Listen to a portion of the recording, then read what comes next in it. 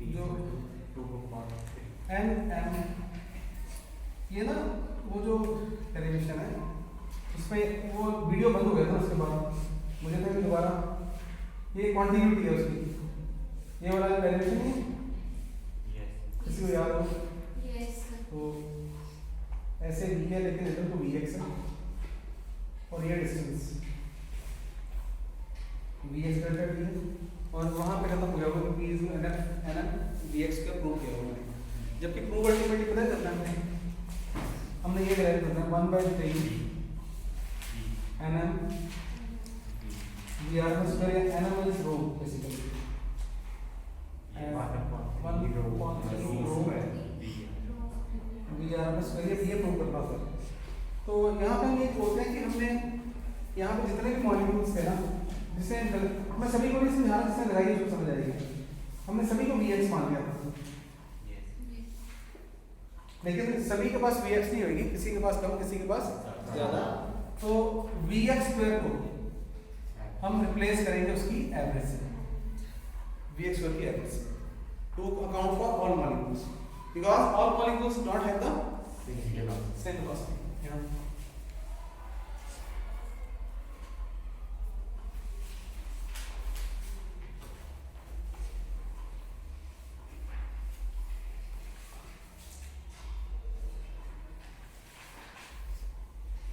तो उस वजह से P का फॉर्मूला बन गया nm अपॉन Vx स्क्वायर का एवरेज। अच्छा अब जिन्होंने क्या हुआ कि कोई अगर ए वेक्टर हो ये रख लो ए एक्स आई का ये री का है उसका पार्ट नहीं है ए बाई जे का बस ए जेड के का होगा तो ए का जो मैग्नीट्यूड होता है A X square plus A Y square plus यहाँ A square is equal to A X square plus A Y square plus अब हमने ये सिर्फ x के लॉन्ग वाला निकाला ना कल को अगर y के लॉन्ग वाला निकालते तो भी प्रेशर की वैल्यू क्या आती सेम क्या मतलब है गैस का प्रेशर और डायरेक्शन में क्या होता है सेम तो कहता अगर हम Vx कंसीडर करते Vy कंसीडर करते तो भी formula if we consider motion along y axis तो P का फॉर्मूला सेम बनता सिर्फ यहाँ क्या आ जाता v by square similarly along z axis होता तो क्या आता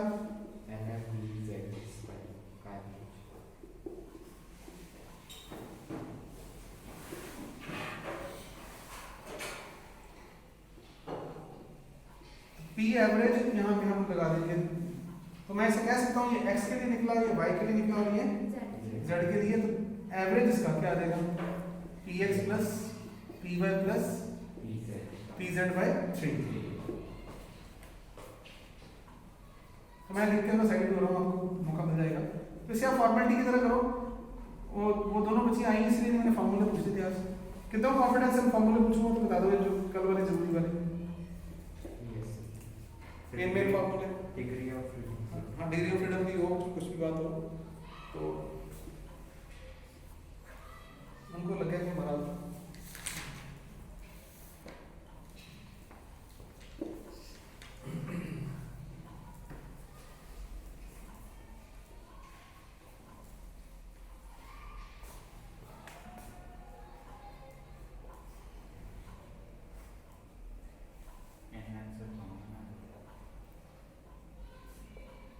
nm by 3 भी कॉमन आएगा vx square plus vy square plus z square ये एवरेज तो अगर कोई वेलोसिटी v हो उससे कितने कंपोनेंट होते हैं vx vy और vz तो हमने यहाँ पे vrms इज इक्वल टू यहाँ पे बस ऐसे कर रहे हैं लेट वी आर या रुको मैं यहाँ पे कर रहा हूँ यहाँ पे v x square plus v y square plus v z square मैं समझा यहाँ पे यहाँ पे v स्क्वायर लिखना तो क्या लिखेंगे बोलो? Square plus vy square plus vx square, या उल्टा पढ़ लेंगे इसको। तो अगर ये एवरेज होगा जगह पे तो यहाँ पे क्या आएगा? एवरेज मैच v स्क्वायर का एवरेज। तो p is equal to nm by 3 v square का एवरेज। v स्क्वायर के एवरेज को ना हम v rms का स्क्वायर लिख देते हैं, ये बात है सब कुछ बात सिंपल। तो p क्या आ गया? nm 1/3 nm। तो मैं रुक रहा हूँ 1 मिनट के लिए, आप आराम से पहुंच जाओ मेरे साथ। nm को सर तो बिल्कुल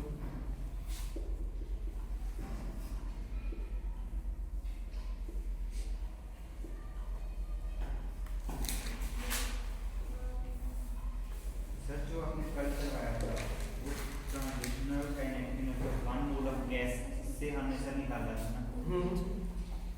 मैंने लेकिन आपको बोला था इसको दोबारा पढ़ोगे जाके तो फायदा होगा उधर जाके। तो मैंने कल रिवीजन करवा दी थी ये मानते हुए कि आपने जाके इसको करना है। तो मैं वापस नहीं आ रहा इस पे भी जाके चलिए। तो आप orbit of that is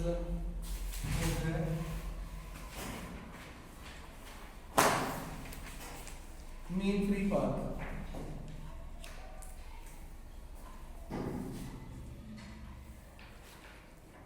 of a gas molecule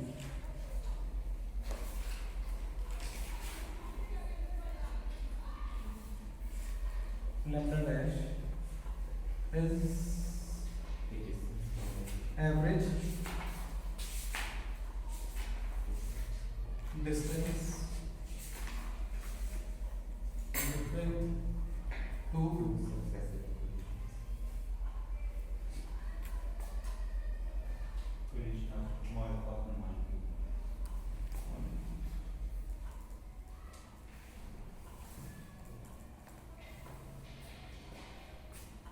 gas में जो मॉलिक्यूल चलते हैं वो आपस में कोलाइड करेंगे। ये मॉलिक्यूल चला, यहाँ पे नंबर 1 फर्स्ट कोलिजन हुआ और एक कोलिजन से दूसरे कोलिजन तक मान लो उसने लैम्डा 1 डिस्टेंस है, राइट। फिर वो आगे चलेगा, चलते चलते रास्ते में दोबारा उसका क्या हो सकता है? कोलिजन। कौन सा कोलिजन हो गया? Second, right. तो लैम्डा 1 को मैं बोल दूंगा path length, first path length, फिर सेकंड पाथ लेंथ। तो मीन फ्री पाथ इसको बोला है एवरेज। तो लैम्डा एवरेज क्या होगा बोलो? Lambda 1 plus lambda 2 divide by 2। तो कितने कोलिजन आए हैं? 2 कोलिजन, 2 कर दिया, राइट। तो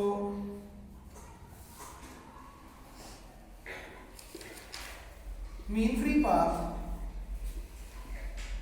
आफ्टर n collisions क्या होना चाहिए?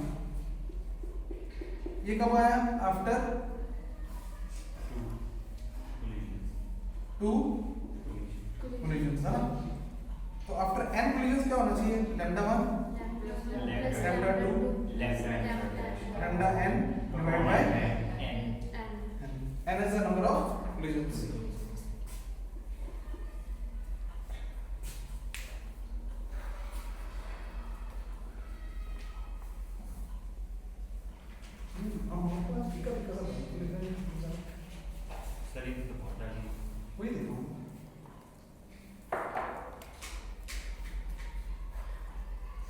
उसका कनेक्शन टूट गया उससे।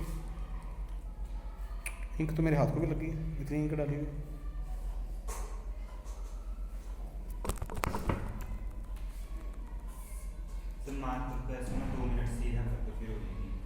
You are at the hole.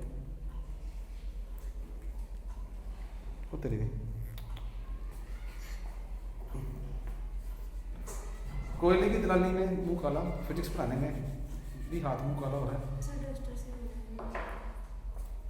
ठीक है, कोई बात नहीं, आप उधर फोकस करो, आप उधर आओ। जैसा मैं चूज करे। तो lambda 1 plus lambda 2 up to lambda n तो मैं बोल सकता हूँ टोटल पाथ है ये समझ आई आपको? Yes. During what? And collisions. तो एन किसका नाम है? नंबर ऑफ कोलिजन्स का। इसलिए मीन फ्री पाथ को क्या लिखूं मैं? Total path length upon number of collisions.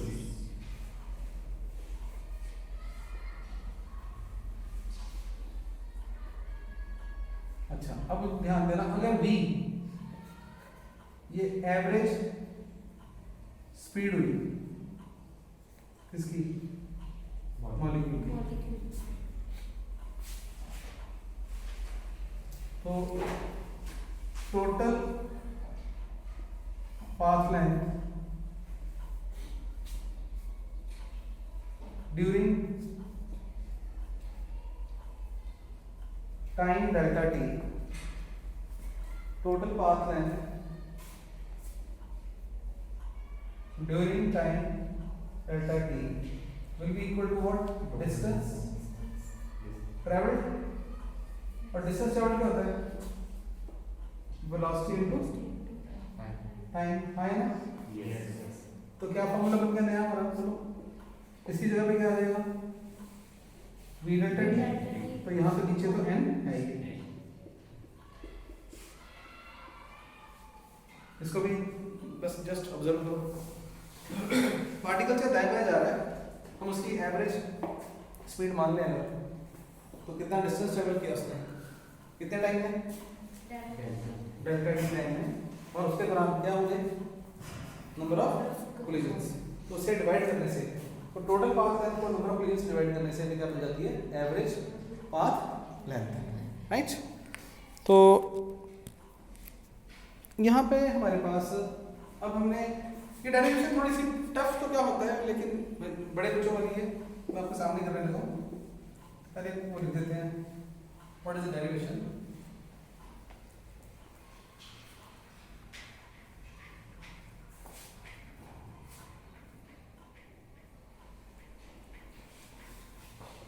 To prove 1/√2 pi d square n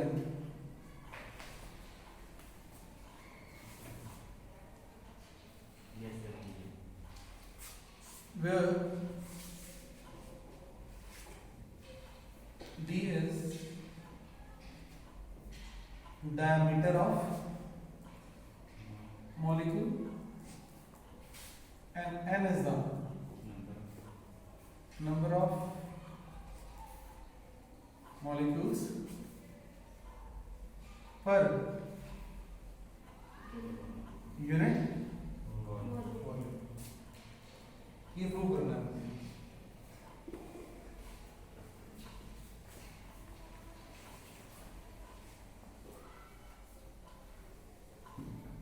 आपने अभी ड्रॉ भी करते जाना, लेकिन समझने में ज्यादा आते हैं ना, जैसे जान लगेगी, आसान नहीं है। अपना मॉलिक्यूल पहले साइड में बनाता हूँ। ये मॉलिक्यूल मैंने स्फेरिकल से बनाया है, जिसका क्या दिया हुआ है? D diameter. ये मॉलिक्यूल है, ये रफ है ऐसे, जो 20 स्पीड से चल रहा है। कितनी स्पीड चल रहा है? 20 से। जब चलेगा, यहाँ मानो मॉलिक्यूल पर बड़ा सा मान लो, चलेगा तो रास्ते में कोलिजन्स भी करेगा, और मॉलिक्यूल भी है रास्ते में, उनका भी कितना डायमीटर है? यहाँ और भी पड़े हुए हैं, पड़े हुए हैं, कोई ऊपर है, कोई नीचे है, कोई दाएं है, कोई बाएं है, राइट? तो हमने क्या करना है कि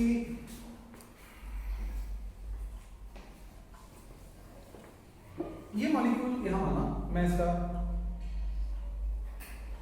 और इसका अपना डायमीटर कितना है? d, right? और ये कितनी स्पीड से चली जा रहा है? 20 से। ये चलता जाएगा, चलेगा तो, और ये मानते हुए कि क्योंकि v एवरेज स्पीड दी हुई है, और तो कोलिजन की वजह से इसके रास्ते टेढ़े मेढ़े होंगे, लेकिन हमने अज्यूम किया कि वो स्ट्रेट टाइम में चली जा रहा है, और रास्ते में कौन आएंगे? मॉलिक्यूल्स। अच्छा, ये उसका सेंटर है मॉलिक्यूल का अपना। तो ये डिस्टेंस कितना है? ये कितना होगा? d/2। इधर भी कितना होगा? d/2, right? अच्छा, इधर मॉलिक्यूल्स होंगे, जो तो इधर पड़े हैं वो तो इसको कोलाइड नहीं करेंगे। क्यों करेंगे कोलाइड? ये आगे जा रहा है तो रास्ते सीधा सीधा जाने दो, लेकिन कोई मॉलिक्यूल का सेंटर अगर यहाँ हुआ किसी मॉलिक्यूल का, राइट, वो खुद कैसे होगा कि दैट इज, अगर उसका सेंटर, मैं यहाँ पे क्या कर रहा हूँ, हाँ, अभी आपको यस नहीं करना ना नो करनी है। एक मॉलिक्यूल में बिल्कुल बाउंड्री पे बैठा हुआ है, ये जो सिलेंडर, ये भी मॉलिक्यूल है, तो आपने देखते रहना है सर क्या करते हैं, देखते हैं क्या करते हैं। ये मॉलिक्यूल है जो खुद कितना है बोलो, डी है, और ये इसकी बाउंड्री जस्ट टच करता हुआ जाएगा इसको, है ना, बाउंड्री कैसे, अच्छा इसका ये डी है तो इसका ये डिस्टेंस कितना है बोलो, d/2, यहां से भी कितना है d/2।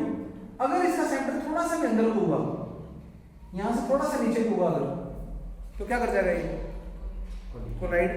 ये बस में आती है, यानी कि इसकी जगह पे ये बनाना था, थोड़ा सा भी ऐसे हुआ ये अंदर को आ जाए, तो ये इसके साथ क्या कर देगा बोलो, कोलाइड।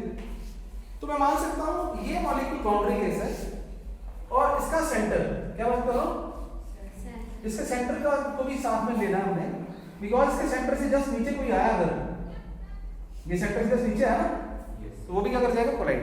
तो बी केयरफुल। तो ये रीजन, ये वॉल्यूम भी हमने लेना है, तो ये मॉलिक्यूल का सेंटर है जो चल रहा है, कितना डिस्टेंस उसका d/2, एक एडिशन और कितना लेना है d/2, सेंटर से टोटल कितना डिस्टेंस d, और इधर भी कितना, इधर को d, तो इधर को भी कितना d मतलब ये d/2। आराम से मैं जब बोलता हूँ यस नहीं बोलनी, नो नहीं बोलना, और ये डिस्टेंस कितना d। तो पिक्चर पता है क्या बन रही है, कलर की कमी मेरे पास, कि ये बड़ा सा सिलेंडर, अब आपने देखना ट्रेस हो रहा है, मॉलिक्यूल है तो इतना, लेकिन उसका इंपैक्ट कोलिजन की वजह से यहां तक है, तो आपने देखना ये उसके सेंटर से कितनी दूरी पे d, और ये सिलेंडर जो वर्ड कर रहा हूं मैं, बी केयरफुल, कि d रेडियस का सिलेंडर, और इसकी लेंथ पता कितनी, अभी नोट ना करो आप, 20 स्पीड से चल रहा है, तो मैं कब तक देता रहा उसको, डेल्टा टी टाइम तक, कब तक देता रहा, ऐसे भागता गया, तो भागते भागते क्या ट्रेस किया उसने, क्या ट्रेस किया उसने, एक सिलेंडर ट्रेस कर रही, मतलब एक तो उसने अपना सिलेंडर ट्रेस किया, लेकिन उसका सिलेंडर ऑफ इंपैक्ट वो कितना है, ये बड़ा वाला है। हम ये मानेंगे कि इतने रीजन में जितने भी मॉलिक्यूल्स आ जाएंगे बोलो, उन सबको वो क्या कर देगा, कोलाइड होता है। यस और नो, थोड़ा सा थोड़ी जान करिए कि दैट इज करता है कि खुद इसके अंदर भी, इसके यहाँ भी, तो ये वॉल्यूम कैलकुलेट करना है हमने। ये सिलेंडर है, ट्रेस हो रहा है, इसका रेडियस कितना है, हाँ डी बना, डी है, खुद तो ये था, लेकिन सिलेंडर ये ट्रेस हो रहा है, कितने रेडियस का सिलेंडर ट्रेस हो रहा है, डी का। अच्छा, सिलेंडर रेडियस डी, और लेंथ कितनी है उसकी बताओ, कितनी लेंथ का ट्रेस हो रहा है, B delta T. Okay, of length, इसको सारे को आप प्रदीप से बाकी नोट करोगे, लेकिन मैं जो लाइन लिखवा रहा हूं कि v लिख लिया हमने, average velocity, let v is the average speed of molecule. पहले बस एक लाइन लिखो मेरे साथ, पहले आप जो मैं बोल रहा हूं पहले सुनो फिर लिखो कि इन टाइम डेल्टा टी, हाँ, तो all the molecules coming inside the cylinder of what radius d and length v delta t will collide with the given molecule, right? अब लिखो, consider a molecule, लिखो consider a molecule moving in straight line with average speed v dash. Consider a molecule moving with average speed, yes, moving in straight line, क्या, sorry, आगे पीछे कर लो, और क्या लिखा है, consider a molecule moving in a straight line with average speed कितनी, v वाली, ये वाली, right, v bar, right? तो let d be the diameter of molecule, तो लिखा हुआ, पहले आपने लिख लिया हुआ, yes, right? तो in time delta t, देखो in time delta T. It will collide with all molecules lying. It will collide with all molecules lying in cylinder. Lying in cylinder. हाँ क्या cylinder of बोलो radius capital D, sorry small d, cylinder of radius d and length बोलिए v delta.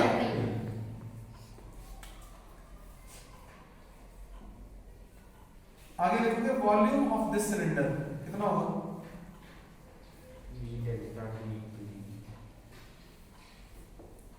It will be the pi d square into delta L. pi r square ऐसे होता था?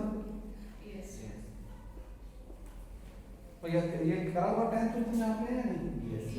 यहाँ तो अभी बहुत कुछ हुआ है। वो तो मुझसे पूछो बता दो। हमने पता नहीं क्या क्या किया है। ये सिलेंडर का वॉल्यूम होता है पाई आर स्क्वायर एच। पता तो अच्छी बात है, नहीं पता तो भी अच्छी बात नहीं है। तो इस सिलेंडर का रेडियस कितना है? d और लेंथ कितनी है? ये एच का नाम हो गया ना? तो वॉल्यूम सिलेंडर का वॉल्यूम कितना है? इसका वॉल्यूम निकालना है हमने सारे का। ये कितना वॉल्यूम ये होगा, ठीक है?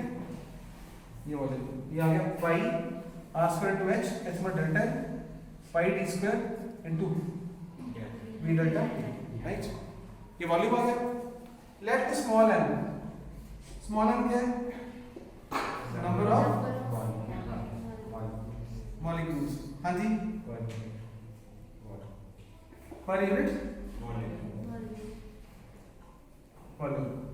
ओके, तो फिर इसके अंदर कितने मॉलिक्यूल्स कहां से आएंगे? टोटल मॉलिक्यूल्स क्या आएंगे? Number of molecules per unit volume. n का पूरा काम करता हो नंबर ऑफ मॉलिक्यूल्स और इसको किससे मल्टीप्लाई करते हैं?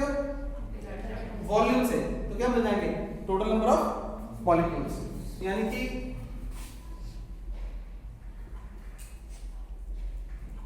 Total number of